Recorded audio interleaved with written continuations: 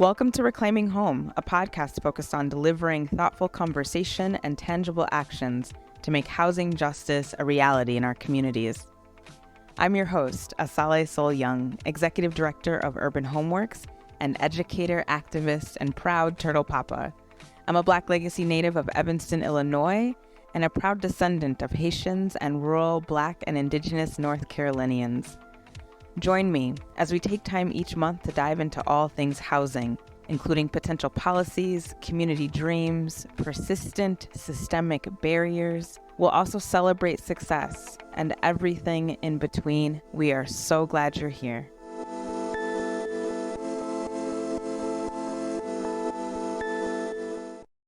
Here at Urban Homeworks, we acknowledge that we live our lives and do our work on land that European colonizers stole from the Dakota people indigenous to Minnesota. In order for this theft to occur, sadistic acts of genocide, rape, and forced assimilation were employed. We also acknowledge that we live our lives and do our work on land that was cultivated and developed by bodies that European colonizers stole from West African countries through the transatlantic slave trade. In order for these thefts to occur, sadistic acts of genocide, rape, forced assimilation were employed. As we acknowledge what was taken from our collective human ancestors, we commit to work and fight for the liberation of the descendants of those enslaved through American chattel slavery and the sovereignty of all Native peoples.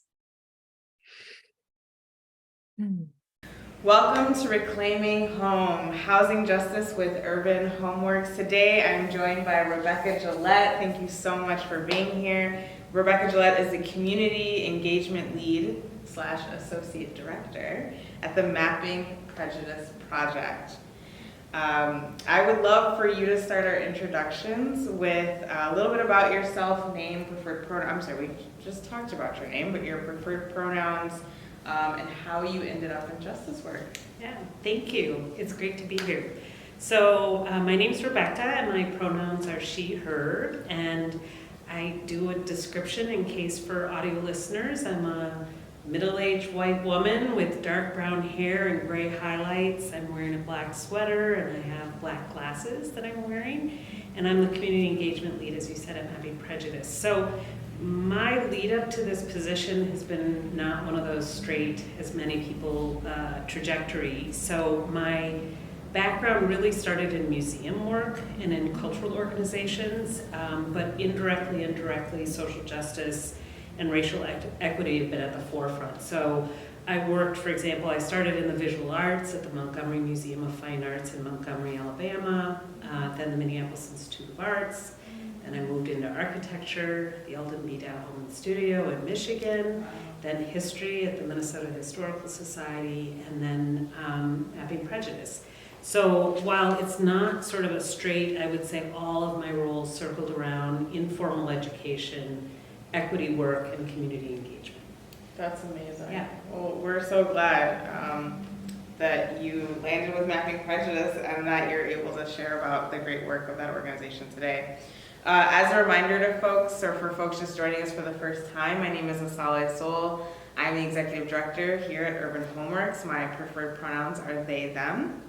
And if you are new to our organization, we're 29 years old. For 29 years, we've been doing affordable housing, what we call now housing justice, where we center the community both in our stable, dignified rentals as well as in our work for dignified, affordable home ownership projects.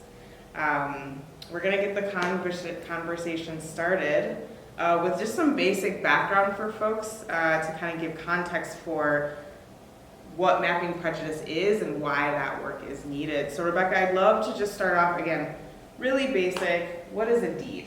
Yeah, I think that's a really good question to start with. So a property deed is really a legal document that shows proof of ownership for a piece of real estate. And so it describes the real estate, and then it also provides some of the what can and can't be done around the real estate. So that's a basic property deed. What we focus on, which I assume will be your next question, is racial covenants, because that's the center of our work. And racial covenants is a clause or a sentence that's inserted into a property deed that restricts or prevents people who are not white from buying or occupying this land that's been developed. So, for context for folks, can you help people kind of understand what else they might see in a deed other than just a racial covenant? yeah, I think that's a great question. Things like your fence can't be more than 20 feet from the side of the house. You have to make sure that you don't have livestock in your, I'm going back to the turn of the century, which is when they were put in. And so all of these were do's and don'ts that you could do on your property. And so racial covenants were put in as horrible as they are, as sort of a laundry list of one of the things that you can't have, that people who are not white can live or occupy on, and it runs with the land. So whatever is put on the land to be there. And it also didn't matter how many times the property changed hands. So if I had a covenant in my property record and I sold it to somebody else, it went with that. It followed the land wherever it went. And so as we think about just that history on a really human level, do you have a sense of how many folks were reading their deeds back then? I think it was a system. I always say for most of the 20th century, it was a large cast of characters who played a role in this process. That was realtors, city planners, bankers, and elected officials as well. And so I think they were inserted a little bit quietly, but I don't think because the people who lived in the spaces were white that they had any. We know from surveys that white people said that it brought harmony to their neighborhood, lots of coded words of peace in their neighborhood, and it was important. It was a selling point, actually. We have ads that were run in newspapers, both in English and in Swedish, that basically said, this house with a covenant is an amenity. It's a plus that you get with your house. An amenity. Yeah. That is wild. So on some level, it was discreet, but as people did begin to read them, it was considered a bonus. It'd be like if you had covered parking in your condo. Very interesting. Can you talk a little bit about, again, at Urban Homeworks, our work is in trying to heal these really harmful points and traumas of the past through housing. Can you talk about other elements of racial discrimination that folks were experiencing at that time alongside of racial covenants? So if I can back up a little bit, oftentimes when we introduce ourselves as part of Mapping Prejudice, people say, well, you're the redlining organization. And we're not. But I think what is so insidious of all of this is that racial covenants were foundational. So imagine those are the first, and they're baked into the land. And then over time, there were other practices, discriminatory practices, that pushed folks into smaller and smaller spaces. So I can give you some examples. So for example, the Federal Housing Administration that was created by Congress changed the timeline for buying a house. They kind of created the modern mortgage. Right. But within the practices, they excluded black families from that ownership possibility. Right. I should talk about redlining because that is an important. Actually, you go for it. Yeah. In terms of the modern mortgage, can you talk about the relevance of that at that time and why the government thought that was a helpful tool for families? Because I believe originally the loan, a typical mortgage would be 5 years. So imagine if you were to buy a piece of property and you had 5 years to pay it off. And so this new practice that was supported by also the backing, I believe, of the federal government, so for the loans, that it went between 15 to 30 years. So that gave you a much longer stretch to purchase a house and opened more doors to folks to actually buy housing. And when I say more people, though, exclusively white people, because within their training manuals, again, lots of coded language about harmony in neighborhoods, things like that, that would keep Black folks from actually being able to get mortgage. That's right. And even, I think one thing that always stands out to me is the cost of housing was still significantly less than it is today. And so my understanding is that when the 30-year mortgage standard was developed, the cost of a home was probably on average 2 times your salary, or 2 times the average salary, which is quite different than what we're seeing today. And so it's just interesting to think about, for me again as a Black person, 2024, the federal government feeling this need to support white families was something that was, to be honest, so much more reasonable than it is today. So from there, we have this mortgage, this financial support being handed to folks by the federal government, and then you started to talk about redlining. Yeah, so redlining were maps that were created 3 years later that really were descriptive. They sort of showed spaces based on what are the resources in the neighborhood that you do or don't have, what is the ethnic makeup of the community, and what's the home value and potential for growth. And so it was these underwriters who created these maps. They color-coded them.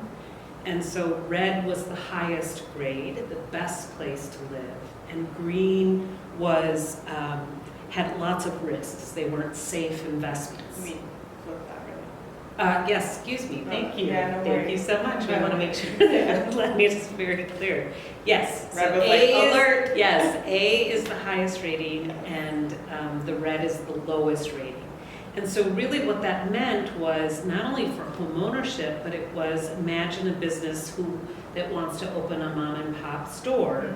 And realtors would say, well, you really don't want to set up your shop in this area, you should move to this area. And so what it did was created spaces of investment in white neighborhoods and divestment in Black neighborhoods. So you layer that on top of covenants.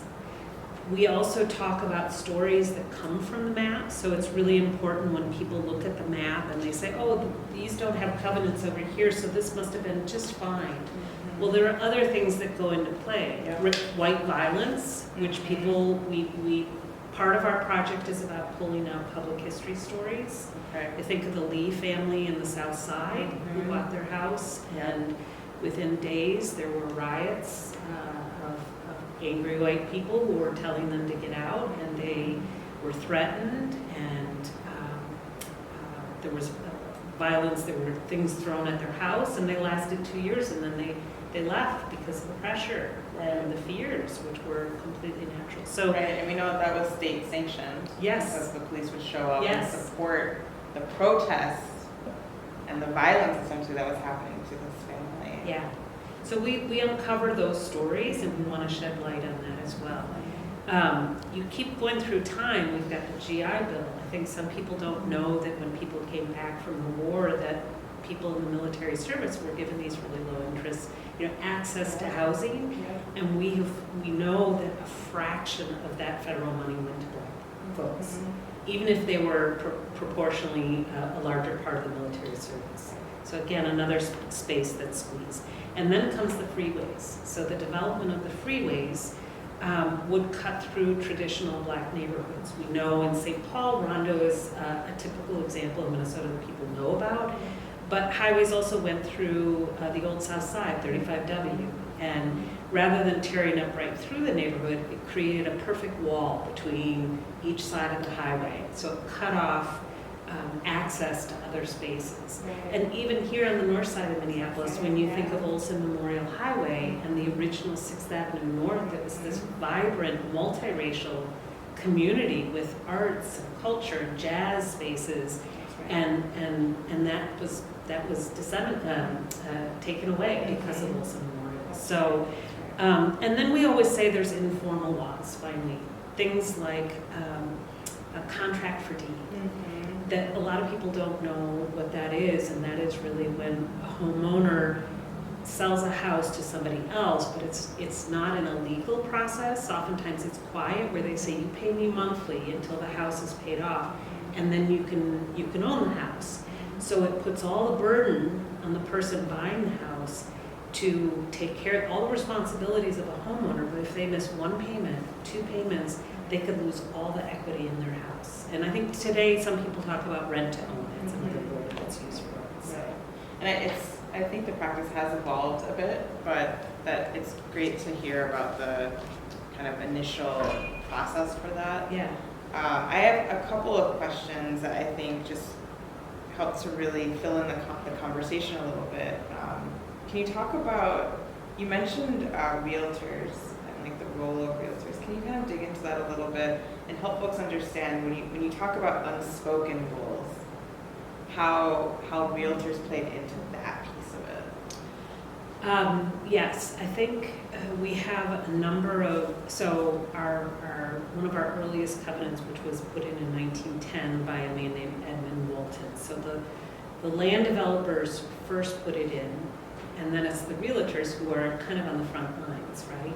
And so when we think of the term today of steering, real estate steering, I think that was just a common practice, is who they worked with their clients and where they would direct their clients based on race. I think also there were some of these kind of written rules within the realtor manuals that also reinforced this practice or just kind of kept it open. And I should say in 2024, there are a lot of real estate associations who are really working hard to try to change that in their training. But back in the day, it was just accepted. And yeah, so it was a very open kind of practice, I think. Right. And I think I've heard you speak on this in the past, but just how in neighborhoods that were considered sort of like yellow or even green might experience like realtors paying people to walk through the neighborhood and pretend as though they were residents there, so that they could encourage folks to sell fast at the price that the realtor desired, felt comfortable with, and then they could flip it. Yeah. So just really playing a significant role in that process. I'm so glad to hear that finally in 2024 we're seeing them start to intentionally move in the opposite direction. Yeah. But we have to also acknowledge that that's a long time to go. And internal biases that still play a role, right? Even today, and neighborhood associations. So I think that's a really loosely informal place in which there was a lot of power, to keep people out, sort of the talk of the neighborhood and making decisions together as well. Exactly. So that was it wasn't a legal way, but very powerful. Yeah, absolutely. This is really helpful history, very detailed and specific, and so thank you again. As we think about this trajectory, can we really frame and place in time the birth of racial covenants? Yeah. So we know that some of the earliest covenant we think was in Boston in 1840, and it really moved through some of the realtor conventions where they were testing the waters to see if homeowners would be okay with these restrictions that were put in. And I think then it just as back in that time period, it just moved westward through communication, through the Realtor Association, through landowner conferences. And so it moved to the Twin Cities at the early turn of the century. And as I said, the first covenant was put in 1910 in South Minneapolis. Very modest house.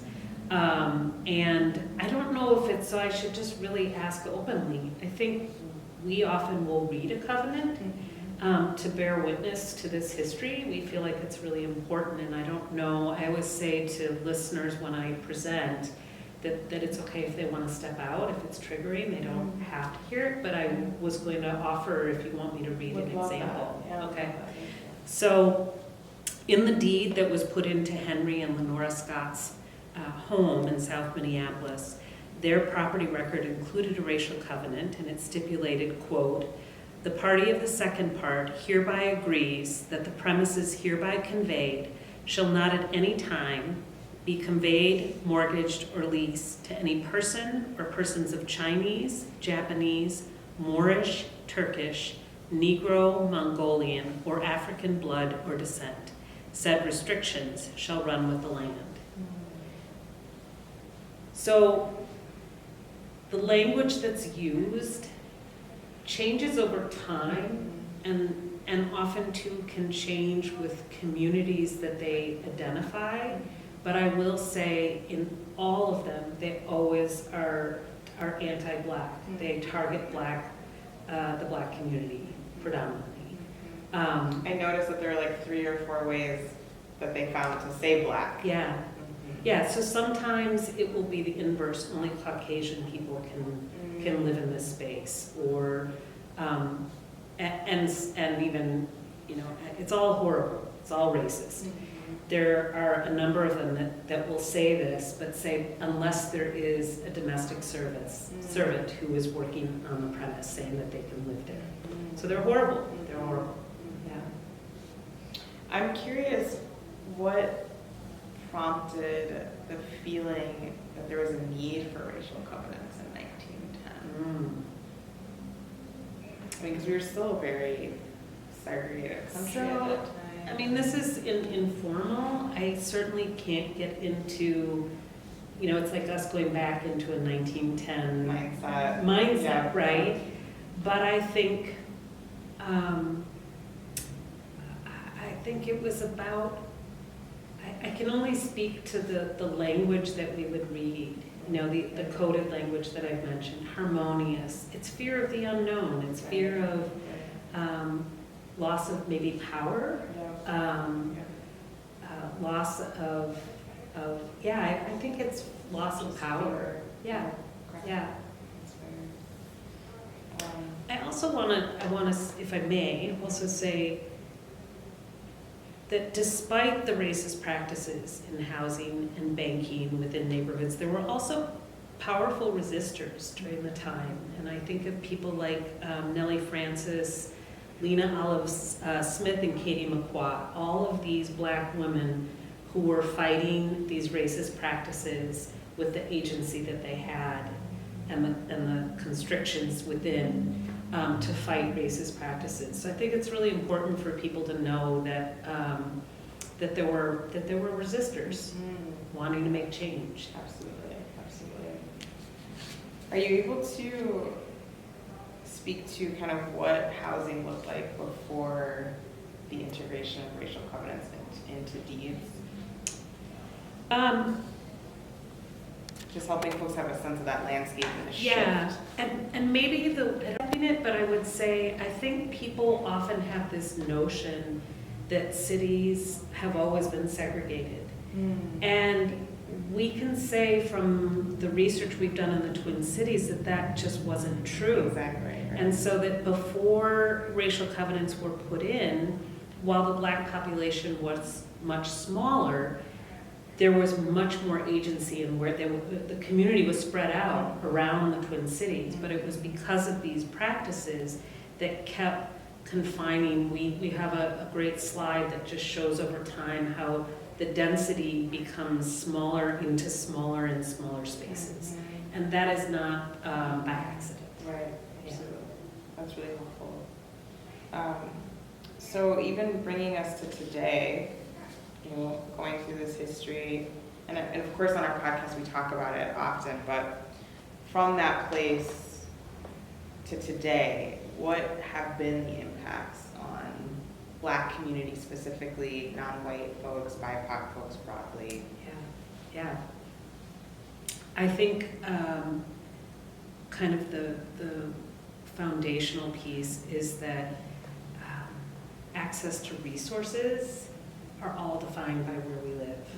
And that means, do we have access to green space?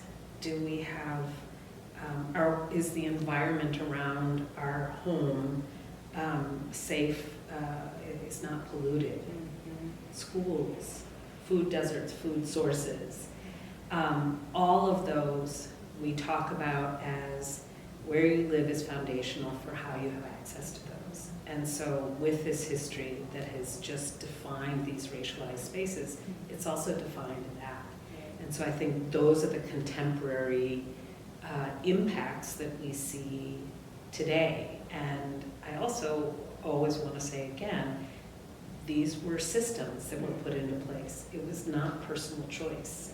And so that's really important for people to really understand. Mm-hmm. Absolutely, absolutely.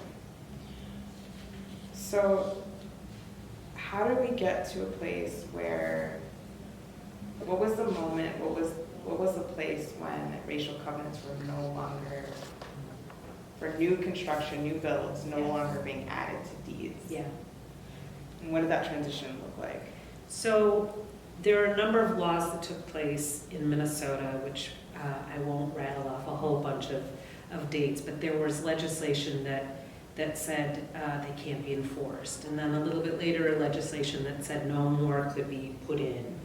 But it really wasn't until the Fair Housing Act of 1968 that the federal government made racial covenants illegal across the country. And so that really is the moment that, and then I think with time over history, that's where they were a little bit forgotten. And so I think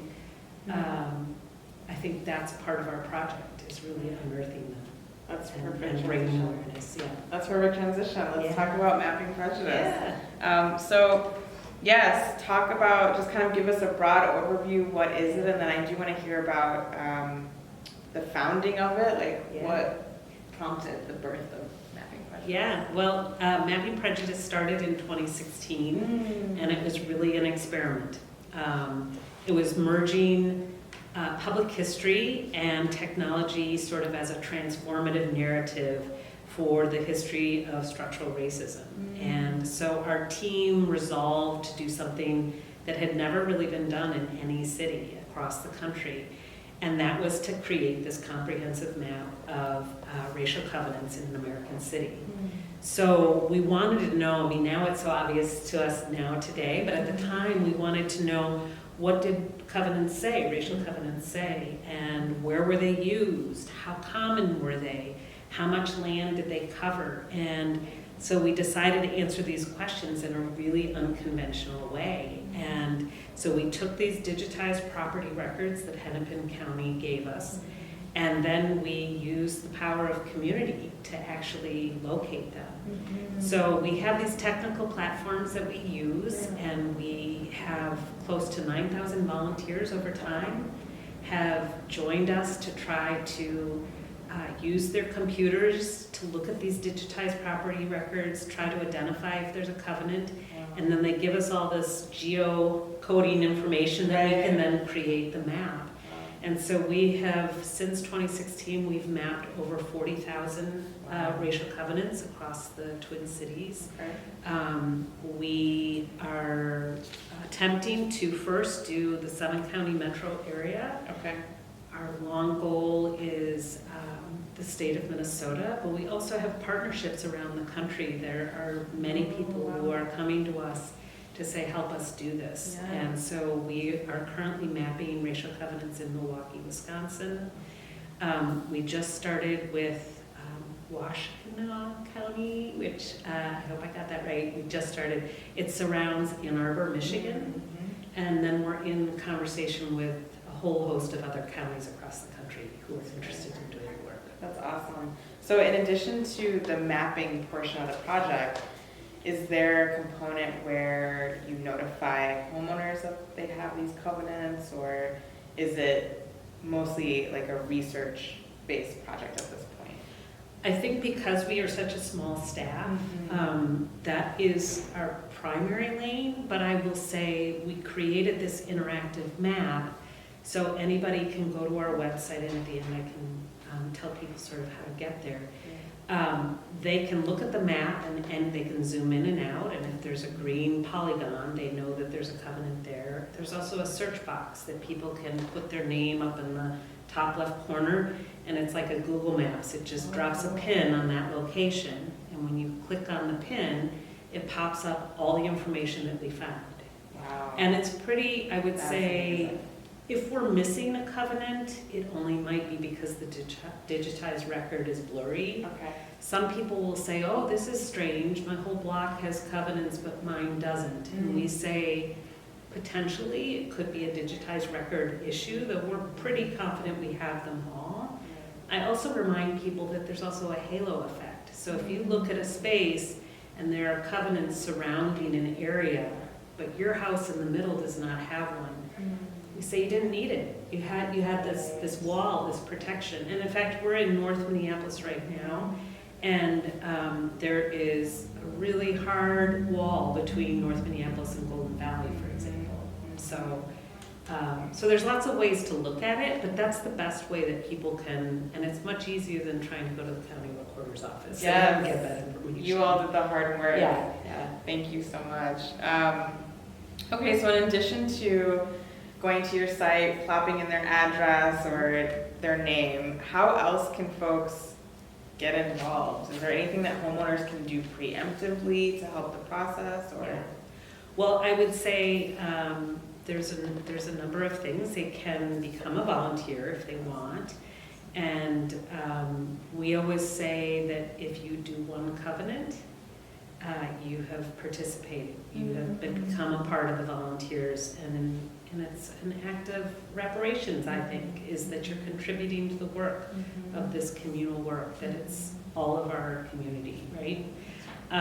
There's also, we've got lots of resources online. I mean, I may be kind of moving ahead, but I think part of our job is to push people to action. So now that you know this history, you can't put it back in the bottle, That's right? And so we need to talk about it, we need to acknowledge it, and then the what next. Exactly. That's great. I love that. Is there any way that our listeners who are ready for action could change their own deeds or do anything about their deeds in particular? Yeah, so it does depend on the county and how the county works. That's how we try to work really closely with the county. But here in Hennepin County, what's been really beautiful about this project is that there have been a number of sort of organic coalitions that have emerged out of it. Nothing that we did. So I say this to mention the Just Deeds Coalition. And Just Deeds is a coalition of lawyers who basically said, we have a skill that we can offer. And so they came together with realtors and other city officials to say, let's create this and let's help people, what we call discharge the racial covenant. And I'd like to explain that in just a minute, because so they will do the legal work for people pro bono for free. And then Hennepin County has waived if you're part of the Just Deeds Coalition, I believe the fee to process this discharge document is free.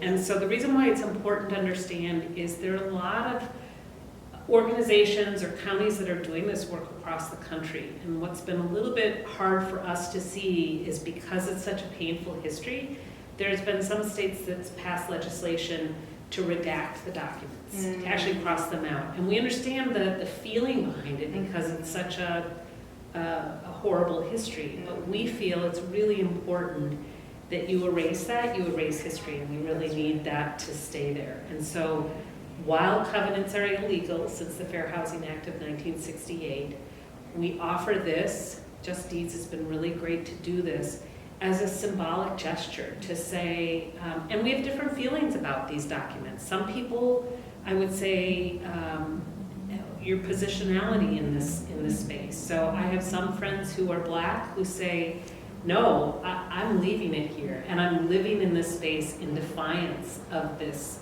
racist language. And others don't like the fact that they have it on theirs, and so they want to do this act to say our family disavows this racist language.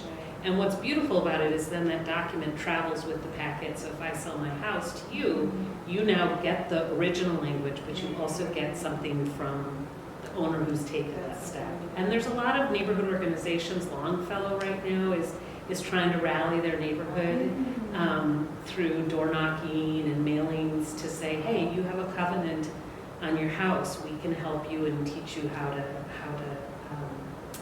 discharge it, how to do this document. So That's amazing. That's great. I feel like you've covered a lot of my next questions just around action. We're big on that here. It's learn the history and then what do you do next? yeah. And you've given us you've given our listeners like really concrete steps. They can research, go to your website, which you'll give us in a moment, to look up their own home and the history of the deed on their home.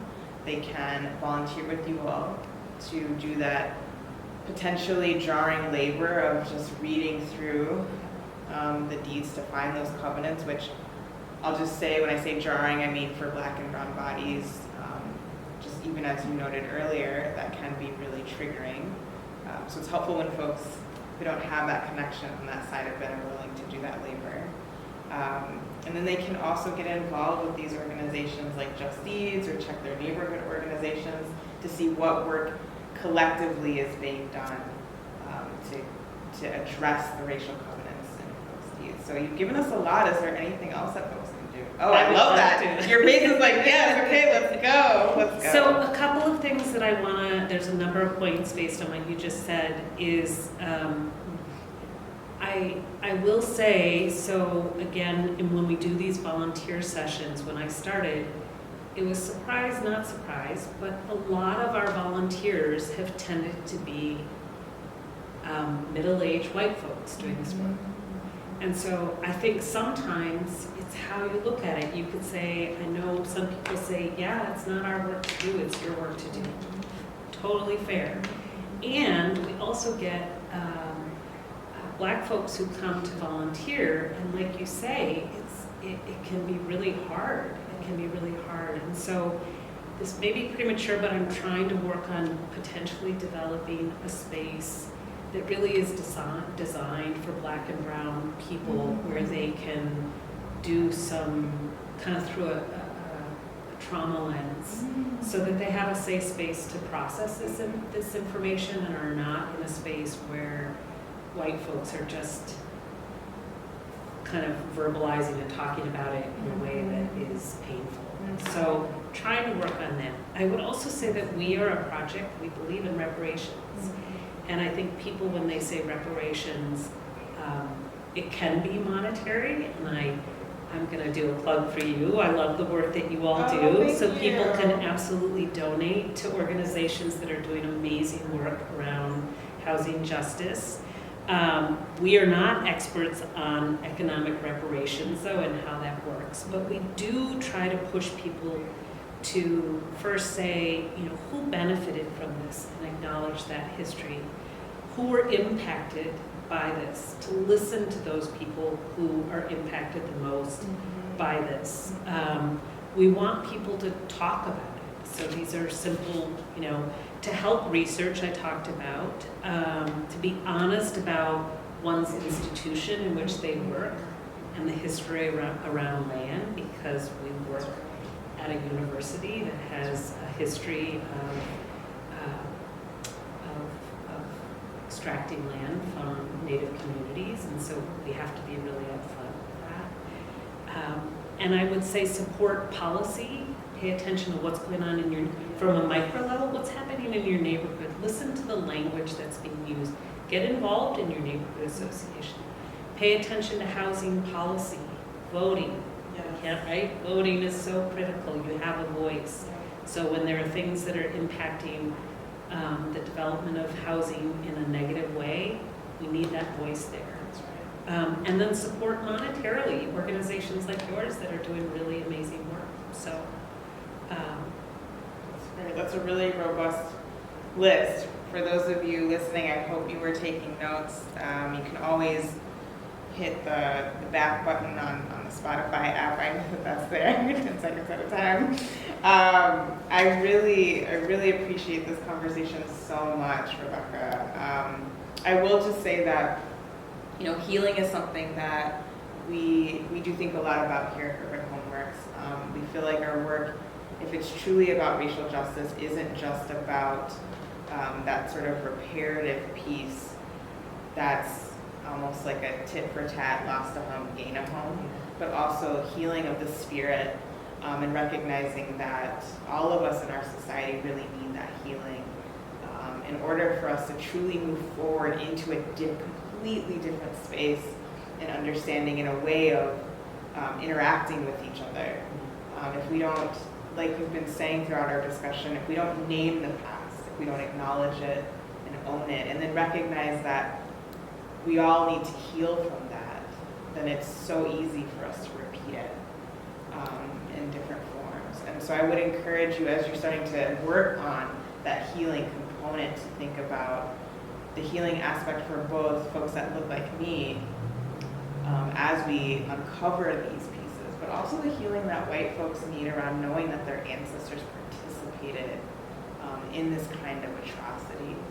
I think that really, just again, it's us walking together. Yeah. 100% agree.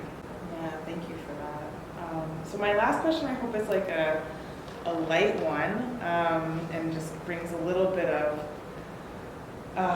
levity to what could be listened to as a deep and maybe challenging conversation. But when you think about your own community, I'm not going to ask you to tell us where you live, but when you think about that community, what does justice look like in your mind in that space?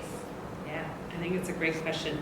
It's interesting when you say your community, because I will answer the question, but I also feel like it's our community. So what's happening in the neighborhood, 2 neighborhoods away, really kind of to your point, what you're talking about together, is that it's our collective responsibility for housing justice, whatever neighborhood one lives in.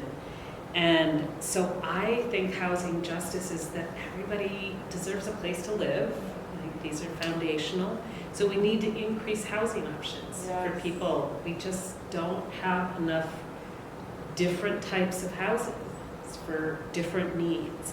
Housing justice to me is about creating generational wealth. And I think that is the step, whether it's you're renting to own, if the trajectory is to have the ability to pass down generational wealth to your family or extended family. And it's a powerful way to do that. So I think it's important. I want to reiterate when people say, oh, it was the past is the past, kind of, and we hear that. I've heard a quote of like, let sleeping dogs lie. So yeah, we have to hear a lot of that, is to say that these were intentionally designed. This was not by chance, and it was not by personal choice. And so we need to open that up so that we do the reverse. Yes. We open it up so people do have choices where they want to live and pass on to others. And then I think about our neighborhood as also equity. And we talked about that a little bit earlier. I want everybody to have a park to go to. I want everybody to be able to breathe clean air around their neighborhood. I want schools. And when we layer these maps, there's been a lot of researchers who have done things on, health equity. Health equity maps, pollution, where you live by the highway. We talked about where the highway, so you cut down that, and that all goes back to where we live. So we not only need to give opportunities to build houses, and so I speak of collective neighborhood, but also in my own neighborhood, right? I bought my first house 10 years ago, and I want that opportunity for everybody, I want to be able to, just as I want to build equity for my children so that they can decide what they want to do. So I think neighborhoods are also community, building community, getting to know neighborhoods, your neighbors, and welcoming people to the neighborhood. And maybe this is all sounding very Pollyanna, but I believe in that. I think it's really, we can get there if we set our minds to it. So. Yeah, no, and I appreciate that, because honestly, those small things actually really matter to feeling welcome in spaces. I just even recognize the feeling that I have in my neighborhood, which is a North Side neighborhood. My street is predominantly white, however, And so just noticing like the things that you're naming are like, yeah, like those are the small things that make people that don't look like you and whose ancestors would not have been able to purchase homes in those communities feel like we're not of that mindset. Yeah. We want you here. Yeah.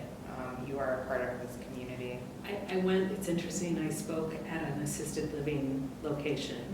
And so they're living in, smaller spaces in a collective building. And even addressing that to say they were predominantly white. So how are you welcoming the new residents that come in? That's right. So it may be on your hallway in an apartment, or it could be on a block. And we all can be a part of that. That's right.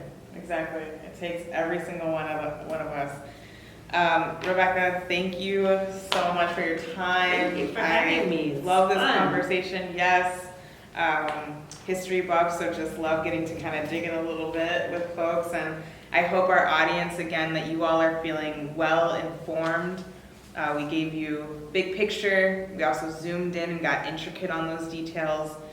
Of course, you can always reach out to us if you have questions. If you're not already following us on social media, we are at Urban Homeworks on Facebook, on Instagram, on Twitter, on LinkedIn even, for those Gen Xers and older. I'm like, are millennials and younger on LinkedIn? I don't know, but we are there. And Rebecca, I would love for you to actually plug anything that you have for Mapping Prejudice, anything you want to tell folks about, or those links to your websites and things like that. Well, first, yes, go to Urban Homeworks. They do amazing work, and I follow all of those, so I'm always trying to keep abreast of what you all are up to. So I would say Instagram, we're on all those social media channels, but I would say follow us on Instagram at Mapping Prejudice, and that can lead people to our website. On our website, we have a resource library with things like an awareness to action packet. We have an education guide, so people who use it in the school system. We have a reparations guide that gives templates for people who want to write letters, things like that. And then all sorts of great articles that can be read, current articles on housing justice.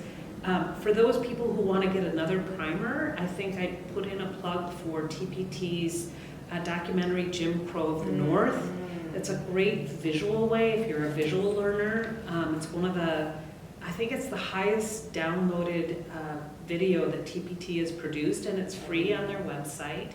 And then if you want to join us for a transcription session, I'm shifting it a little bit, so we are doing them twice a month, and I'm trying to put a little bit of a history nugget at the beginning of the transcription session. So our next one coming up is on Wednesday, February 21st from 7 to 8 p.m. You go to our website and go to attend an event, and you can register. It's a Zoom class, so if you have a computer, you can join us. And we're going to start by talking about the story of the Tilson-built houses that were designed with the Black entrepreneur, the late Archie Givens, and the developer Edward Tilson, who created these first privately developed open housing in Minneapolis. So it's not a long lecture, it's a little tidbit, but we always want to focus on different stories or legislation or commemorating a resistor or trying to draw people in new ways. So, yeah. That's great. Love all those resources. Thank you so much. And lastly, to you, our audience, thank you for joining us. We always are just so grateful to have your ear as a way of just walking in this work and in this fight with us, this fight for housing justice and racial justice. Please, if you're not already, listen and follow on Spotify. You can find us. If you just put in Urban Homeworks in the search, you'll find our podcasts. Give us a rating. If you just have a couple minutes to do so, we'd really appreciate that. And thank you for listening today. We hope to see you back next month to learn more about all things housing, including potential policies, community dreams, those hard realities, like what we're talking about today, systemic barriers, and of course, everything in between, because we also do love to celebrate here at Urban Homeworks. Thank you all so much. Thank you so much for tuning in for Reclaiming Home, Housing Justice with Urban Homeworks for today's discussion. If you like this podcast and want to support Urban Homeworks housing work, head over to www.urbanhomeworks.org/donate to make a gift, attend a future event, volunteer with us, or learn more. Until next time, remain connected and informed.